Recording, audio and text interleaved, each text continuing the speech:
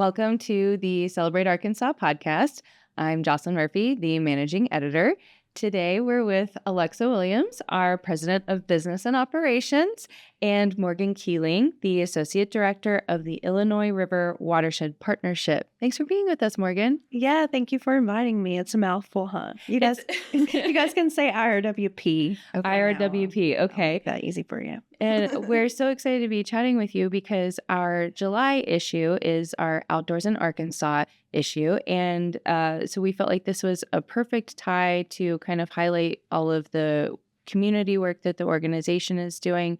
But also, we kind of found out about your organization through a kind of fun way out in the community. So Alexa, you were the one who reached out to the organization. Yeah. So you want to tell us about that? So I was first introduced to the IRWP, correct? Yeah, through my son who goes to elementary school. He was a kindergartner in Fayetteville this past year. And he and my husband went to a STEM activation night where there were different community organizations that were doing demonstrations, doing fun activities for the elementary age kids. And they were introduced to Suzanne at the IRWP, and she had a really fun water activity. And my husband came home with a business card and was like, Alexa, this would be really cool. And I was like, perfect. July is Outdoors in Arkansas. They're engaged in the community, doing things from an educational standpoint as well as conservation, all the things. So whenever I reached out to Suzanne, she thought Morgan would be a great fit to tell us a little bit more about the organization as a whole, history in the area, what you guys are trying to do, how people can get involved, all of those things. And we thought it would be super timely for our Outdoors in Arkansas issue. And I know we were talking a little bit before we started recording that you guys have a lot of things going on this summer too. Mm-hmm. So from a water quality conservation standpoint, it also makes sense to hear about what you guys have going. Yeah. So as I mentioned, we had such a busy spring. During spring, we do a lot of vegetation maintenance. So we're actually getting people out into these natural areas that are really high value in our watershed and getting them to help us manage them. So what that looks like is pulling invasive species manually and then coming in and replanting with native vegetation. So we did a lot of those led by different team members. We have some fantastic team members, our Green Infrastructure Program Manager, Annie Sales, and now Program Coordinator, Sarah Albee, led a lot of those events. We also do field tours, so we will take people out. We'll do 2 or 3 slides per presenter. Sometimes we pull in up to like 15 local groups that come and talk about what services they offer. Oftentimes it's free things like soil testing that farmers can really take advantage of to advance their plans, advance their operations. And that's just one angle of it, right? But we did an amazing field tour at the Prairie Grove Battlefield State Park, where we are working under, it's the CPRG, Climate Pollution Reduction Act. It's under that. So maybe, let me think. The $100 million, if you heard about that came to the state, it went to in part to Metro Plan in Little Rock, Fort Smith, and then part of that came to Northwest Arkansas.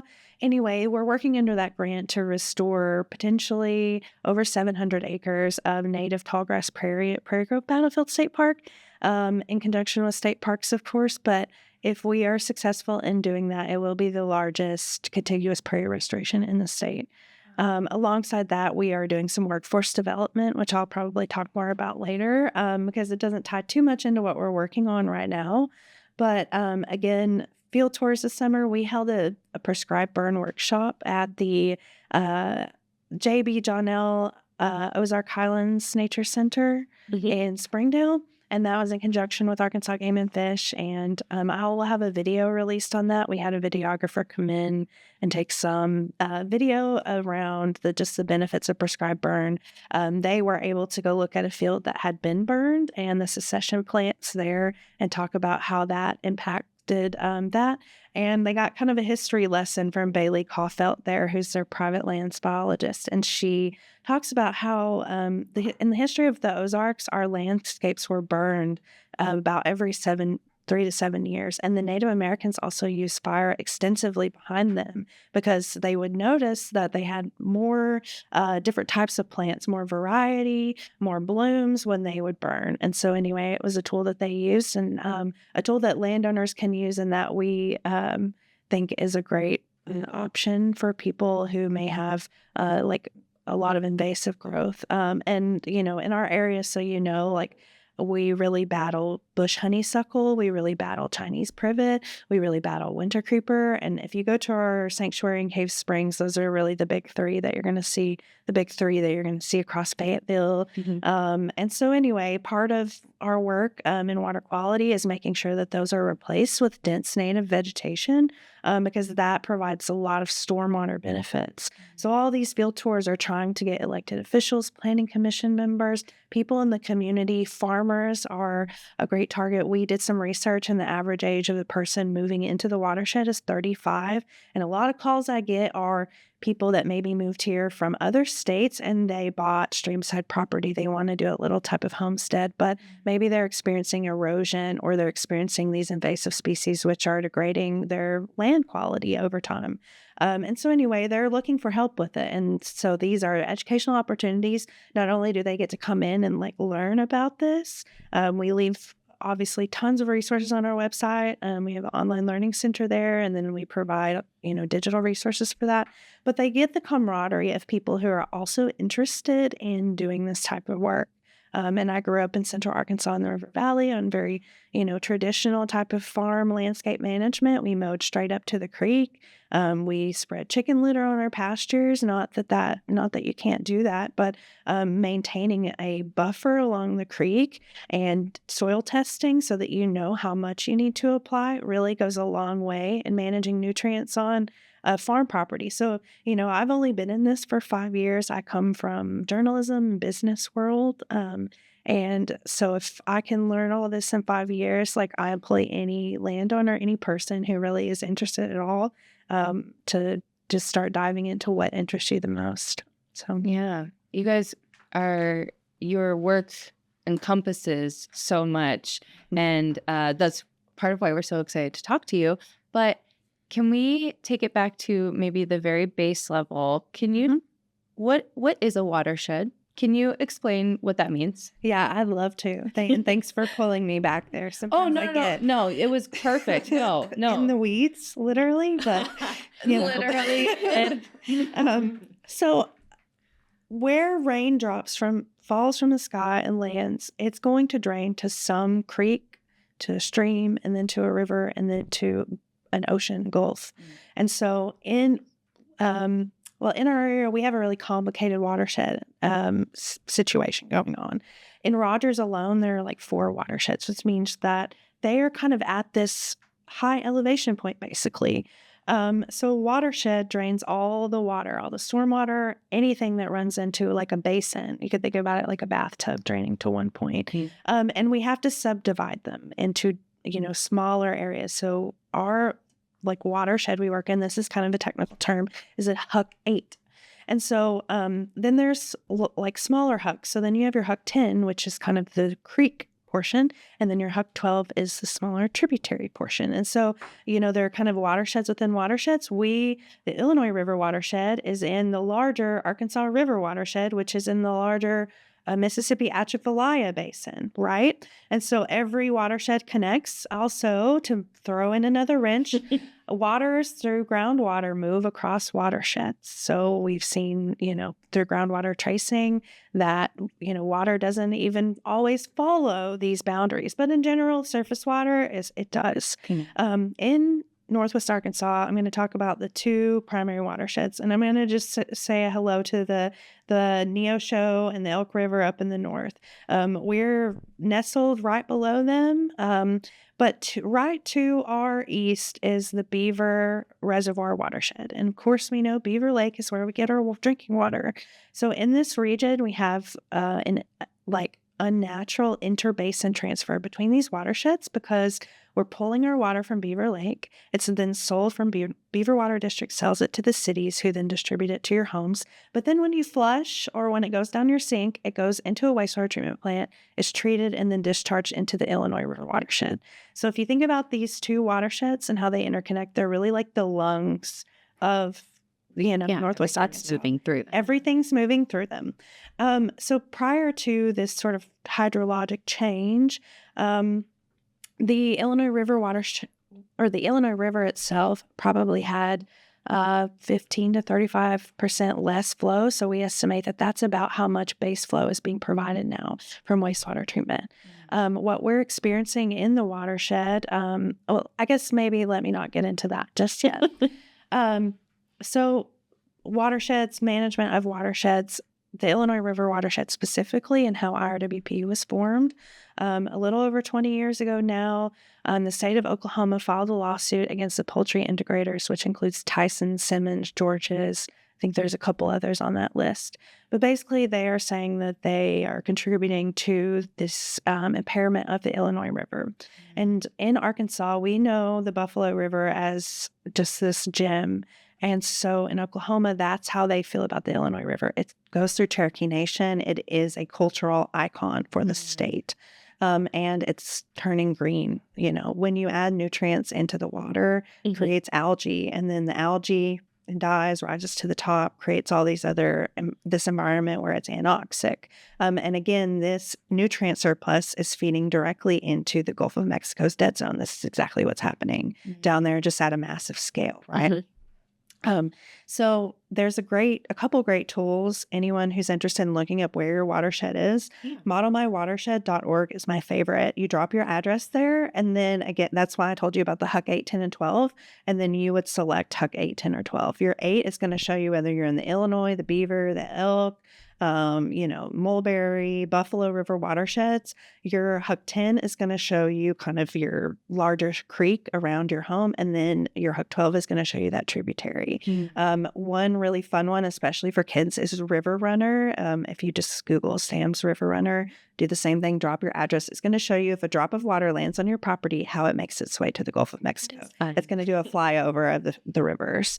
One last resource is the CAST watershed system through the University of Arkansas. And that's kind of our final call on watershed boundaries most of the time. Those are the resources to kind of get used to that. And watersheds, of course, have their own kind of unique ecologies. And in ours, we have what's called karst geology. So our soils are made up of limestone and dolomite more than other soils, and our rain is slightly acidic. So when it rains over millennia, it creates underneath the ground that we're sitting on, these underground caves, rivers. There's all this area where biodiversity can live. And so when they say the Ozarks are magical, that's kind of part of what they mean about it. And so the same thing that makes them so magical is the same thing that makes our soils highly erodible and prone to erosion. And so in the Illinois River watershed, we estimate that we lose 20 acres a year from erosion in the watershed. So that's just stream banks that are sheared off. They call it death by 1,000 cuts because it's just moving so fast. And what we found is, there are nutrient impacts coming from land application. There are nutrient impacts coming from legacy phosphorus, from the long time application of it, and just naturally there are nutrients coming in. While wastewater treatment plants do a pretty good job, there's still some nutrients coming in from wastewater treatment plants. But really in our watershed, you cannot ignore that there's 20 acres of that's tons and tons and tons of sediment that's just going into the streams. And then we also can't ignore how much development is happening up here, right? So we, in so many watershed regimes across everywhere, most people settle near the bottom of it where the lake is. We didn't do that. We are settling at the very top of this thing, and all of our water runs down into Oklahoma. And so as we add impervious surface area here, as we develop and grow this place, which we're estimating we have about half the infrastructure we need to support a population of 1 million by 2045. It moves between 2040 and 50, I see. But we have about half of the infrastructure we need. And so we are kind of saying, hey guys, like this is the opportunity for us to think about changing the way we develop. We want this place to grow and have the best economic outcome that we can here to support the most businesses, the most lives, high quality of life, good food, all these beautiful recreation, all these things. We want all of them. But we have to think about how we manage stormwater to reduce erosion. We have to think about maintaining those riparian buffers. If we had one ask of everyone, is 100 foot along your stream side. I know it's hard. Like I grew up where we hayed all the way to the creek. That's dollars. But if we have that, what that's going to do is it acts like a rebar for the stream banks. And when we get those high velocity waters and we're seeing more extreme rains followed by droughts, we've gotten, I think it's like 95% of our annual rainfall so far this year already. What? And yeah, so like, I believe it. so we need those stream banks to be anchored. And the more we can allow like dense native healthy vegetation to go there, not only does that provide that, we call it like the rebar of the creek, like humans like it better because it's cooler. It's going to be temperature shaded. Animals like it better. If you have native plants there, you're going to get your native bugs, which means you're going to get, those species that, beneficial species, I guess. You're also going to protect our heritage because honestly, a lot of these prairie species, if there weren't actively groups like the master naturalists out here trying to preserve them, they would probably not be. I mean, I'm glad we see purple coneflower and things like blazing star in our landscapes now. But we need a little bit, we need some more managed natural landscapes to receive stormwater. And right now we need to prioritize those really important ones for making sure that we can develop the way we want to, because sometimes preserving the acre of land means that you can develop through all this other land.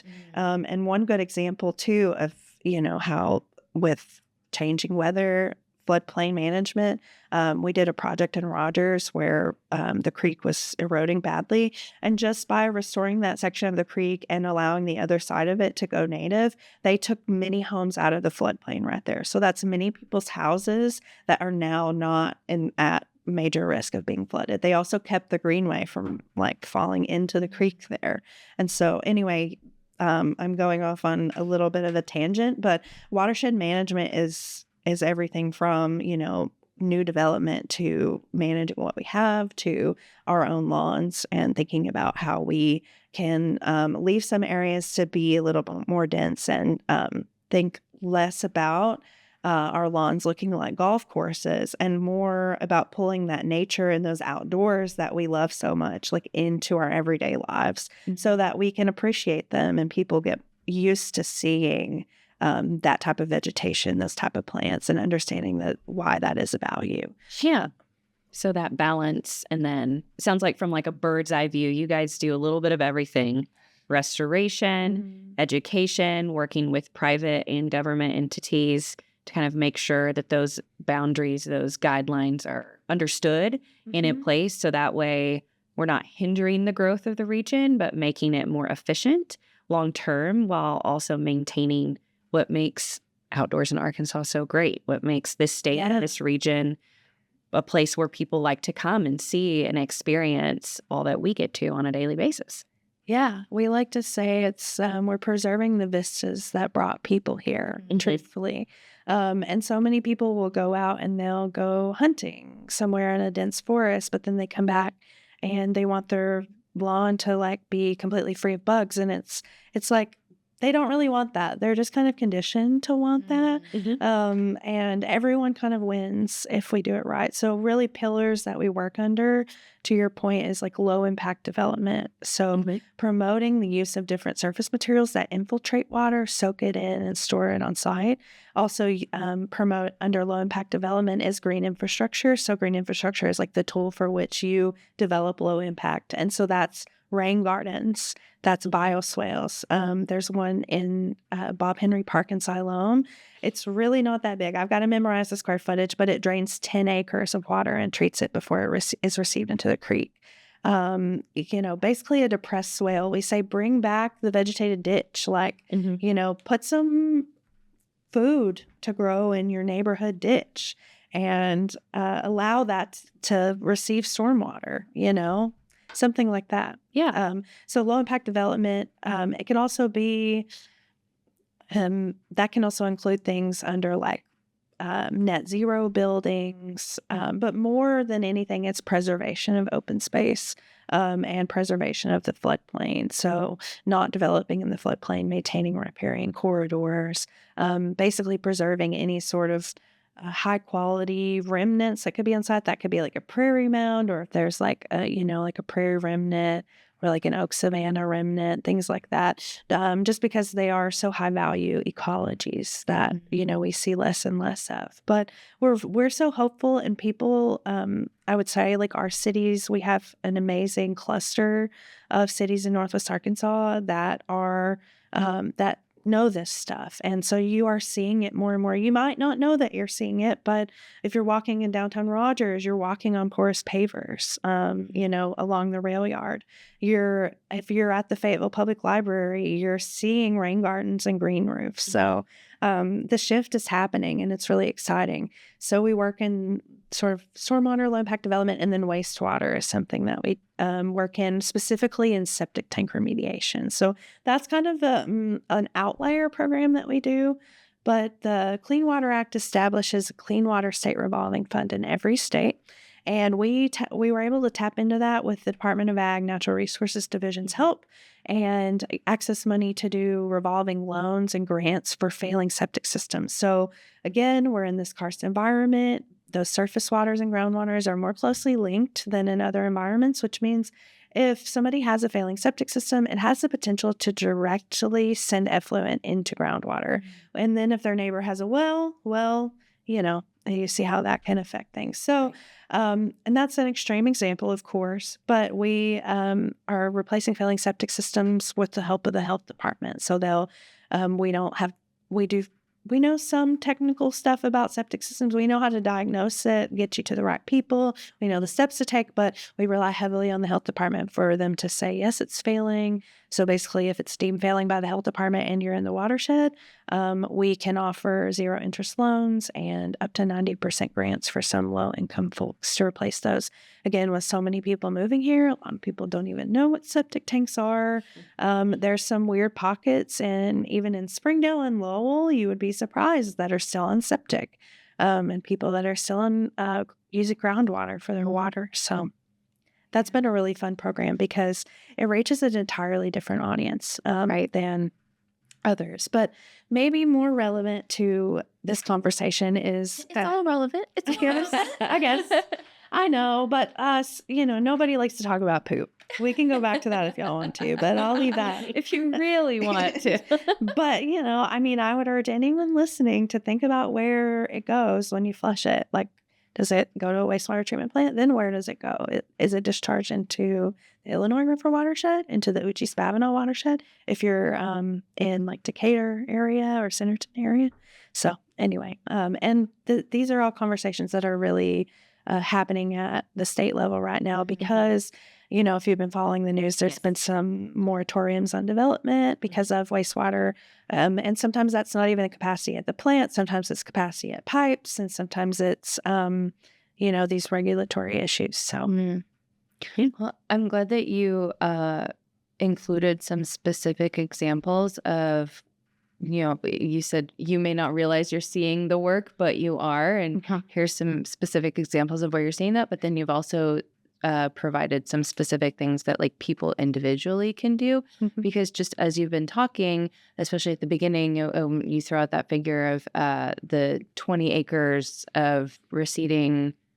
Is that what you said? Yeah, receding, 20 is that acres correct? of land a year just lost from erosion, from stream Erosion, yes. And some of these issues, I guess we can call them issues, that feel so much bigger than me. It can feel like so overwhelming, like, if you take it through the steps, like you said, now this river over here is turning green because of what's happening over here. And it can feel like, what can I do about any of this? Because, you're talking about regulations and development, and like, I don't have any impact on those things. So it can feel really like not just overwhelming, but hopeless isn't the right word, but you know what I'm getting at? Like anything, any kind of Kind of removed from the situation. yeah. So I that's another reason that I appreciate that you're here having this conversation with us, but also now we can be part of hopefully lifting up what your organization is doing and those education pieces, because it can feel like so much bigger than, one person on an individual scale. So I guess is all of the work that the IRWP, all of it that you're doing is moving towards helping people maybe not feel like that. Like here's the resources that we've got. Here's the education that here's the organizations that we're partnering with. Do you know what I mean? Absolutely. Yeah. We host things like our rain garden design workshop where landowners get to come out and we'll basically teach them the basics. Here's the depth. Here's how you size it. Here's where you put it. Here's how you test your soil at a very basic level. Here's plant lists that work in shade and, in sun, and empower them to do it and tell them, these are not scary things. They are gardens. You should be in them also. If you see one out in the wild, if you're at the Fayetteville Public Library, or if you're at like the Walmart home office has native plants, like get up in there, walk next to them. They like to be tromped on. Actually, they evolved where cattle grazed on them and all these animals tromped on them. So anyway, get in your gardens. But yeah, it can feel that way. And I think, going back to in our own lawns, sometimes what I would love to ask people for is just, if you can't be an advocate, like help someone understand, help your neighbor understand. We have a project that we've been working on, a detention pond retrofit. We're going to have a few more of these coming, but part of the reason why we believe that the erosion is happening is very well-meaning drainage requirements require like detention ponds, right? But often they will require a concrete trickle channel in the bottom of them. They're sized more to control for flooding. Like they're obviously going to hold back water in a 500-year flood and 100-year flood, but most of what we get are 1 or 2 inch rains, right? And so they're actually channelizing the water on the other end into the receiving channel. So what we're doing is retrofitting them, busting that concrete trickle channel up and revegetating them, retrofitting that outlet structure so that it holds back in ponds a little bit more of that water, yet not too much so that it's a flood risk. And so sometimes, of course, when we're going into neighborhoods, and we did this program called Blue Cities, Blue Neighborhoods, I went through a whole indexing of Fayetteville, Springdale, Rogers, and Bentonville neighborhoods to pick priority ones. And we go in, and neighborhoods and neighbors are so hard. Like they, unless you know what you're looking at, especially in winter months when it's not blooming and it's not full of pollinators, you might be like, that looks bad. I don't like the way it looks. Somebody needs to come mow that down. But part of what I would just ask people is like, can we just get a little more used to seeing vegetation around us? Mm-hmm. And if you feel like, well, I'm scared of snakes, I'm scared of wildlife, I would implore you to just spend an hour on YouTube educating yourself. It goes a really long way to know what is to be scared of and what isn't to be scared of. Protect yourself in these spaces. Wear boots, wear pants. Don't go out there barefoot in it. I wouldn't recommend anyone do that. I'm not a huge fan of chacos either, personally. Like, wear them in the river, but don't even do that. But okay. Cover your toes. Cover your toes is what I'm saying. And, going back to like detention pond retrofits, we're going to be doing more of this work. It's going to be very close to people's homes. We had a project too where we worked out with this neighborhood who was having some erosion issues and issues with their stormwater infrastructure. We're going to pay 75% of the bill, but we're going to revegetate this riparian corridor, right? Because it's also full of invasives. And what people need to realize too is if you have a whole bunch of privet that's burying out along your creek, by you not removing that, you're washing that downstream. You're sending those invasive species downstream. So anyway, we planted this riparian corridor, and these are baby trees, man. They we lose hopefully 15%, but sometimes it Right. can be even more. So we protect them. We've got tree protectors on these things. We went out and put them on one by one, and sometimes this is thousands of trees that we do this by hand, and the neighbors are just mad. They don't like it. And, for us, it's like, that's a lot of work. It's really hard work. And what we're trying to do is make sure that this pecan grove that we planted, this persimmon grove that we planted, stay here for generations. Like this term solution. Yeah, this is like property value stuff too. And so just anyone that's out in the community that can just help with that, because we're not the only ones that get those kind of calls. It's our city officials that get them. And when they get them, it starts to like backtrack some of the work that we do. And, we have amazing advocates within all of our cities. So everyone, again, everyone is on board with this. Your local city engineers are for sure. But we have to manage the public perception of it while we're in this change. And we hope it happens rapidly because we're developing rapidly. Right. And so anyway, and look up in your city. If you're in Fayetteville or Springdale, I know it's allowed. Your own ordinances around having these types of landscapes on your lawn.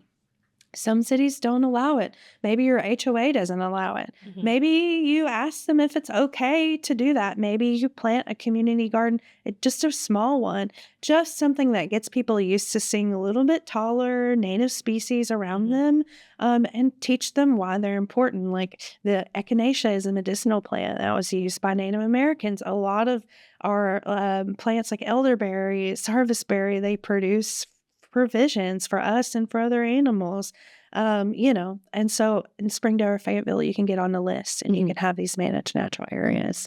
And you have to maintain the plan. That doesn't mean you can't mow your lawn, like just stop mowing your lawn. But I think that once we kind of get all the cities in the watershed on board with that, and everyone kind of gets used to seeing that, I think we'll see a rapid transformation of our green spaces from sort of low biology, just mowed spaces, which by the way, cost a lot of money to mow these spaces and fertilize them sometimes, and herbicide and pesticide and all that. And hopefully we see more vegetation and more things like trails or dense vegetation, and more of like our homes and just our infrastructure putting the stormwater into those spaces so that it can be infiltrated into the ground. Because those native plants have roots that can grow like up to 15 feet, some of them. And if you can imagine, that's an incredible matrix, like a sponge. There's a lot of little bacteria, microbes that live on that make the soil healthier. So it's all tied together. We all know that. I think it's just like getting it in front of people's faces a little more in practice. And I think it's going to make this area so unique, so beautiful. You're seeing a lot of this done in Springfield. High five Springfield for what you've been doing with their integrated plan. They've been doing these retrofitted detention ponds for a long time. So anyway, baby steps. Baby steps. But we're getting there. The momentum is building. I started in 2020 in this role, and my first task was sort of this low impact development conference. And flash forward to this year, we hosted our Smart Growth for Water Resources Conference. It was actually Beaver Watershed Alliance was the primary host, and we supported them along with many other partners. But we saw, an outstanding crowd there of, really engaged local professionals, practitioners, elected officials. And we just want to see that interest growing in this work. And there's still things to do, like growing native plants, providing supply to everyone is one thing, training the workforce up to be able to support these natural areas, because it's going to take a shift from mowing them to managing them. It goes from somebody who's just mowing it to somebody who has to say, that's a native plant and that's an invasive plant. And here's how I read a management plan. And here's, what we do in the spring. And here's how we manage it in the fall, and those types of things. Yeah. Is that the workforce development that you mentioned at the beginning that you guys are working on? Yes. So we're developing a curriculum this year, and then we'll be working on getting it. Will sound something like ecological restoration technician or ecological restoration manager, or something along those lines. Maybe not specifically that, but Yeah, and it will be a training program where they can get this certification, and basically they'll be going in and learning how to manage wetlands, learning how to manage prairies, learning how to do timber stand, improvement, as much as we kind of touch on that for invasive removal and prescribed burning, just learning these land management tools. What I'm hoping, IRWP too, is sort of dipping our toe into services. We just launched a stewardship services program, so you can actually now pay us to manage these sites. What we're hoping is between the combination of us coming into the market and providing that support, we're not doing it to like individual residences, but if you're like an HOA, a shared green space, public space, municipality, detention ponds, things like those are interested in priority areas of our watershed.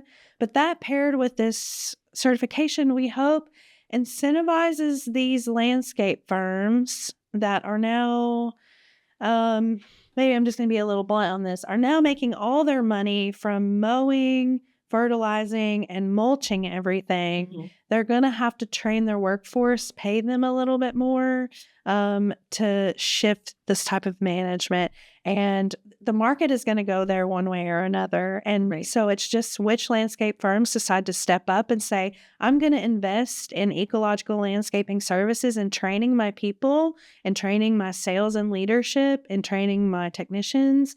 And we just have, so far there's a couple smaller firms that are totally interested because they know that this is about to happen. And with the CPRG 100 million coming to the state, there's a lot more natural areas that have been funded in this area and in others. So anyway, I hope that there's some larger landscape firms that step up and invest in this work and sort of take it by the reins so that we can move on and work on what needs to happen next to improve water quality in the watershed. But we'll see how it goes. We're excited. We have amazing staff to pull it off. We've hired restoration fellows now that are working out in the field. Our staff is the largest I've seen it. So, and then one really cool thing to, thinking about all this just as the population grows, we also dipped our toes into and feel like it's very mission aligned to talk about recreation on the Illinois River. So with the population moving here, now there's more and more people who realize like they don't have to drive 2 hours to go float the river and they're going on the Illinois River. And what we want to do is like get ahead of some of that pressure of recreation. Have you all heard of WOCA? Yes. Okay, cool. So with WOCA, with Kayak Park, with all these things and all this recreation pressure. I have not. I would say WOCA, I have. So okay, you can explain it to me. Okay. Waters of Oklahoma and Arkansas, and it is like there's only one or two in the state, but the Walton family funded this.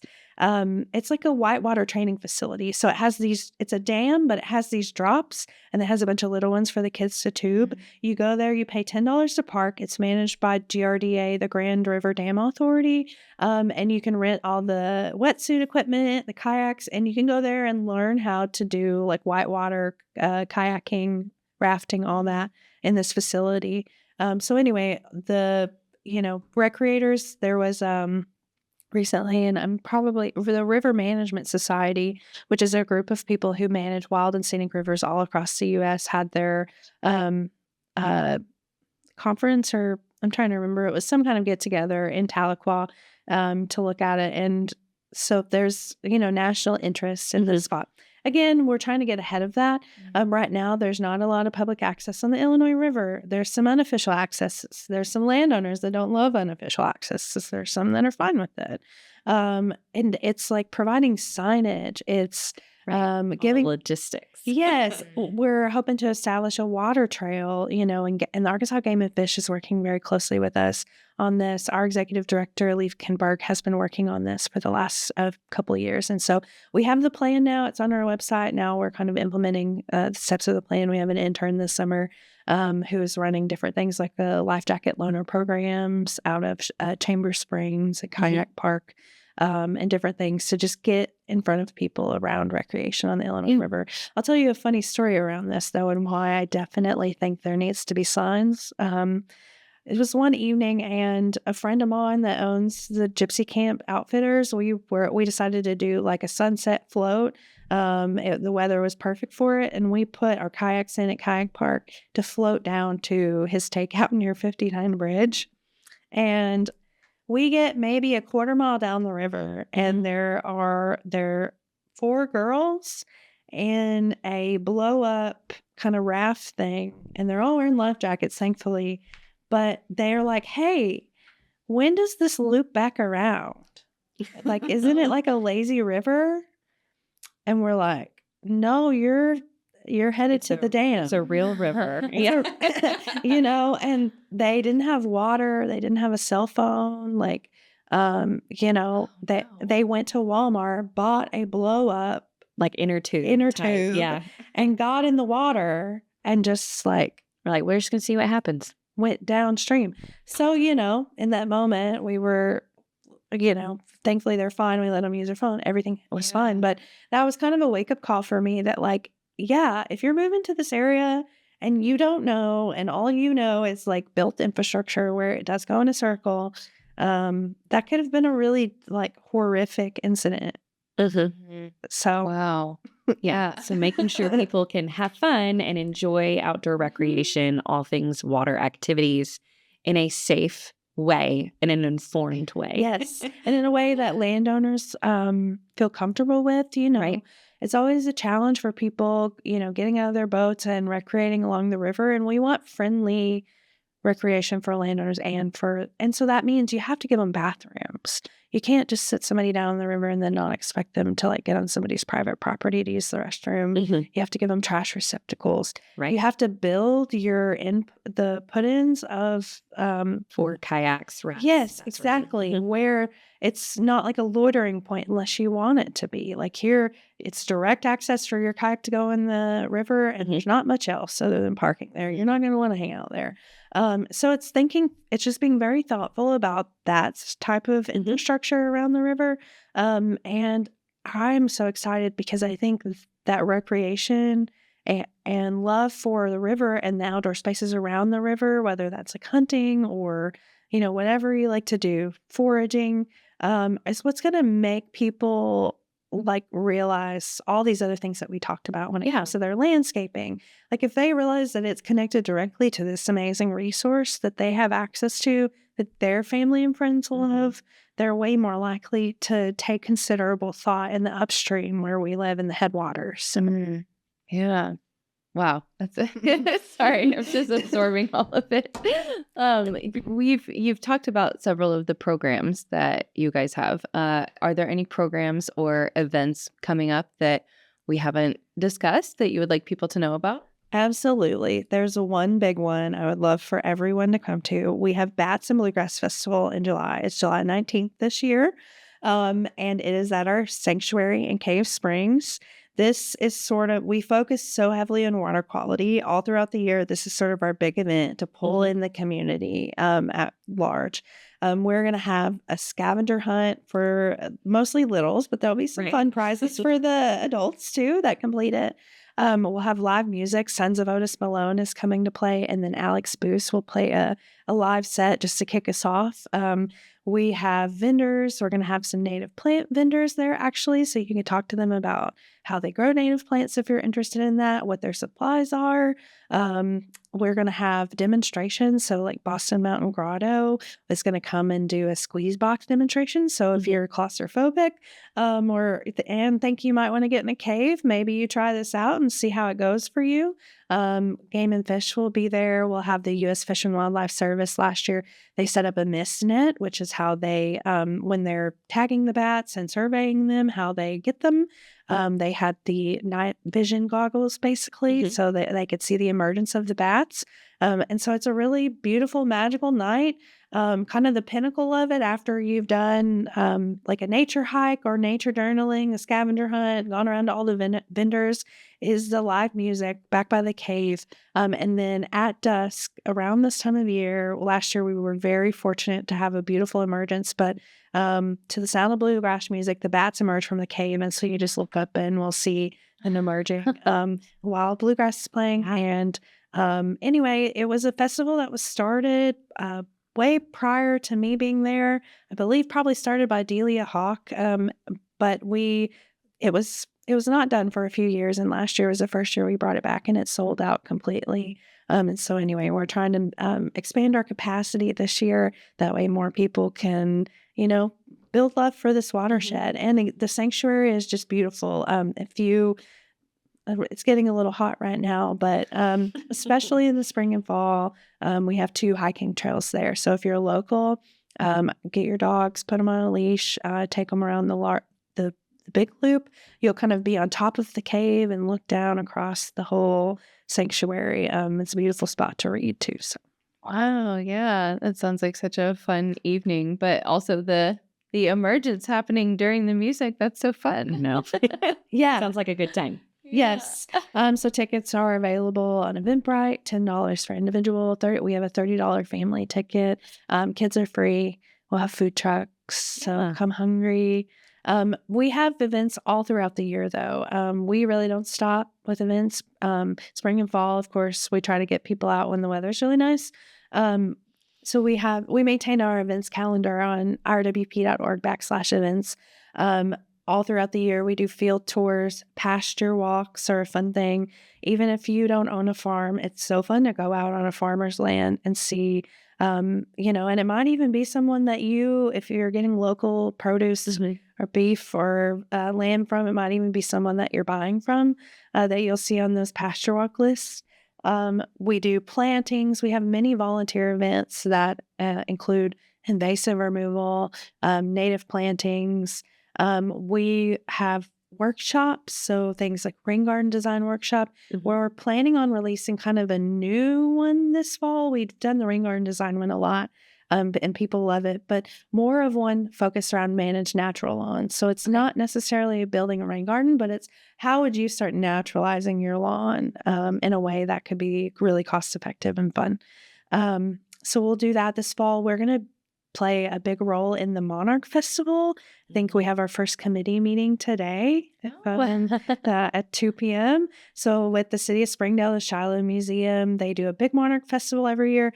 This year, the day before, what we're hoping to do is take people on tours. We've really revitalized the Spring Creek Buffer in downtown Springdale, which is where I live. And shout out to downtown Springdale. It's my favorite place in Northwest Arkansas. But down on that buffer, we have it went from being like 10-foot tall poison hemlock to just, it's getting diverse. There's some really cool stuff out there right now. Anyway, we love to take people on tours of that. And then we were thinking about building a rain garden at the Shiloh Museum. And they're very down for this. Yeah. And they're managed by the master gardeners there. So we're not worried about, maintenance is a huge piece of this. Right. Again, with us, we're kind of hoping the market builds up to that and providing services. So that would be a really fun opportunity to kind of take a tour and get your hands dirty in the fall. So shooting for the day before the Monarch Festival. But again, we keep this as up to date as we can on our events page on our website. Not everything goes on our Facebook. So sorry if you're like the avid Facebook user, we don't get everything on our Facebook. So do check our events. If anyone is listening to this and just has a question about events, contact at IRWP.org. Sends an email to me. It sends an email to Sarah, who is amazing on our team, very responsive, and then Kirsten. So the chances of you getting an answer about something. We also love to do like corporate events or group events. Like if your church, your secular group, your team wants to get together and do a fun service day, especially like in the fall, we do this pick up where you play. So we would work with you to pick a site. You guys kind of lead the site. We give you the supplies that you need to run it.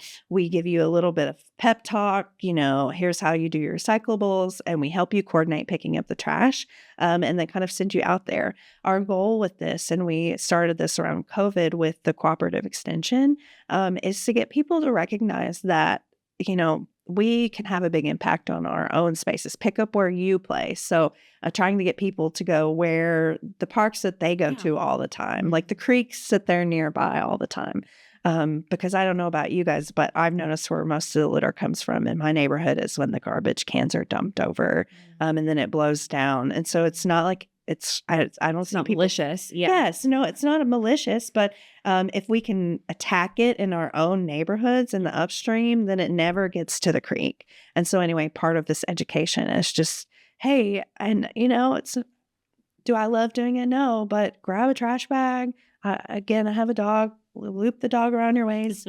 And I mean, I could pick up a garbage bag full of trash probably monthly along my street alone. Yeah. So anyway, and that's just getting people to think about that. So anyway, that's a fun thing. Tree plantings. We're going to do some tree giveaways. I'm excited to do a tree giveaway at the Hmong New Year this year.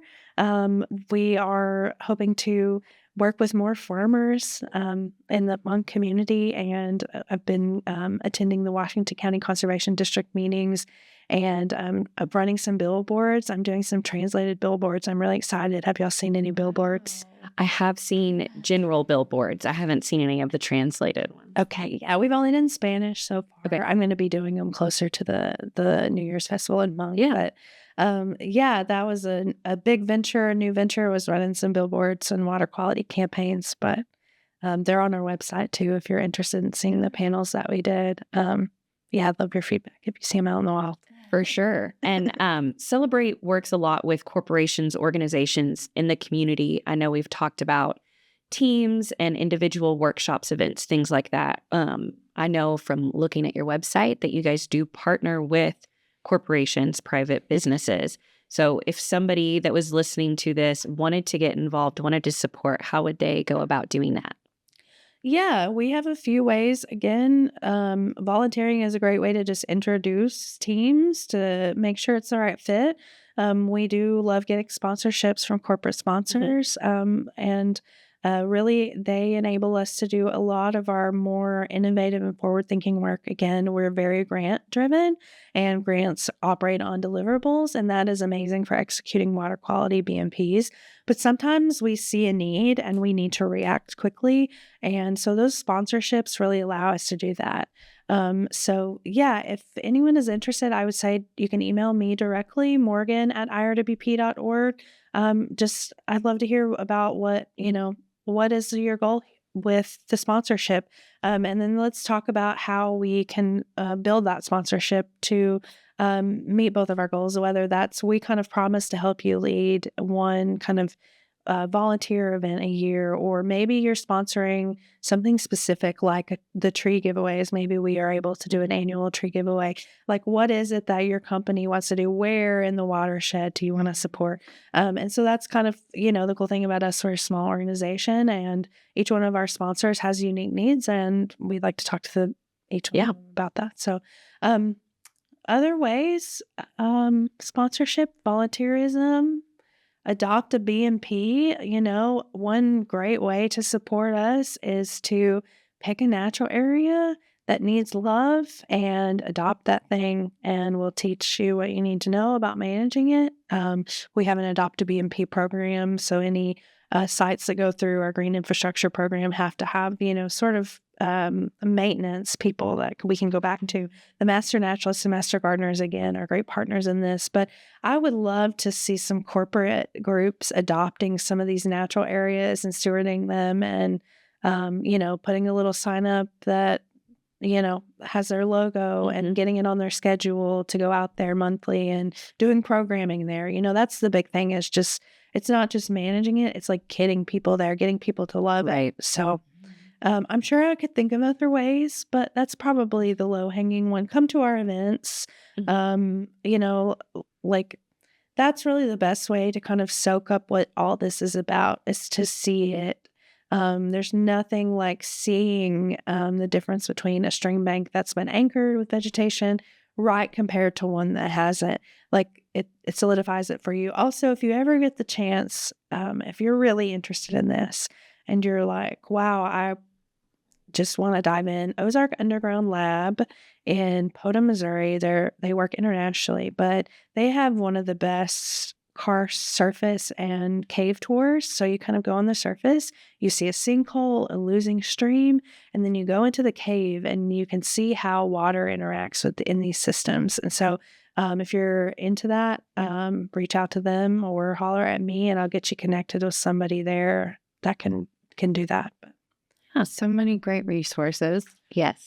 Morgan, I have to say, I'm so impressed by how much the IRWP has going on. Like all of the programs that you have, but all of the other organizations and the government agencies that you listed, like everyone that you're working with.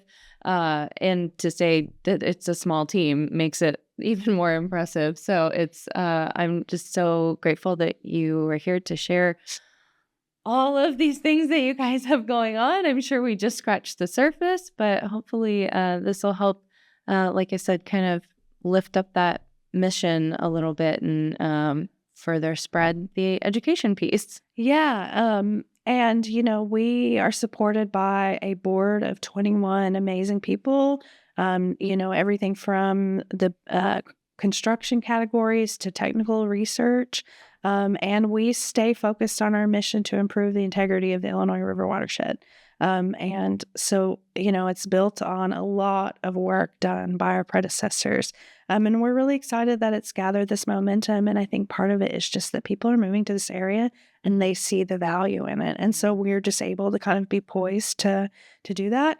And to that point, anyone who's listening to this that lives in the watershed, go to that watershed tool, look it up. If you are looking for conservation, land planning, green infrastructure planning, if you're a developer, call us up because we do plans depending on, it has to be in the watershed. But, the best time to get us is on the site assessment portion. But if you're a landowner that just moved here and you're looking to implement stuff on your property, we can develop plans for some landowners that can kind of guide them through this. And then that plan will help them get funded through us, through the NRCS, who funds the program to do these landowner, and then we do green infrastructure ones too. So if that would be more urban environment or somebody who's more doing a development. So that's kind of my last thought, to those folks moving here that may be struggling to think about their property and how to naturalize it and how to build with the local ecology. We can definitely be a quick resource for doing that. So Yeah. Wonderful. yeah. Well, Morgan, thank you so much for joining us. So we so appreciate you sharing all of these pieces with us. And the bats and bluegrass event sounds so fun. So it's also perfect, happening in July. So everyone get your tickets for that. And yeah, Morgan, just thank you so much. Yeah, thank y'all. Thank you for being interested in water quality. Yes, absolutely.